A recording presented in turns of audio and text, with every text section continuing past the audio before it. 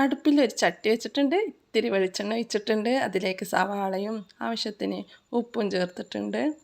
അതുപോലെ പച്ചമുളകും ഒരു തക്കാളിയുടെ പകുതിയും ചേർത്ത് നന്നായി വേവിച്ചെടുത്തിട്ടുണ്ട്. അതിലേക്ക് നമ്മുടെ കൊമ്പത്ത് കോഴി അഥവാ മുരിങ്ങവാള എന്നൊക്കെ പറയുന്ന ആ വെജിറ്റബിളും അതിൻ്റെ കൂടെ ഇത്തിരി ചെമ്മീനും ചേർത്തിട്ടുണ്ട്.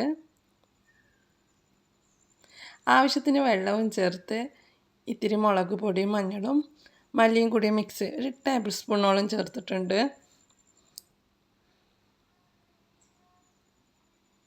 ഇത് അടച്ച് വെച്ച് നന്നായി വേവിച്ചെടുക്കാം. അപ്പോഴത്തേക്കും നമുക്ക് തേങ്ങൻ്റെ മിക്സ് തയ്യാറാക്കിയെടുക്കാം.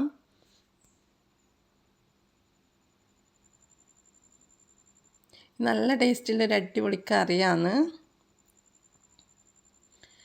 തേങ്ങയും അതുപോലെ ഇത്തിരി ജീരകവും മഞ്ഞളും ഒരു കഷ്ണം സവാളയുടെ ഒരു കഷ്ണവും കൂടി ചേർത്തിട്ട് നല്ല രീതിയിൽ ഇത് അരച്ചെടുത്തിട്ടുണ്ട്. ഇത് കറിയിലേക്ക് ചേർത്ത് കൊടുക്കുന്നുണ്ട്. ഇതിൻ്റെ ഒന്നിച്ച് തന്നെ നമുക്ക് കറിവേപ്പിലയും ചേർക്കാവുന്നതാണ്.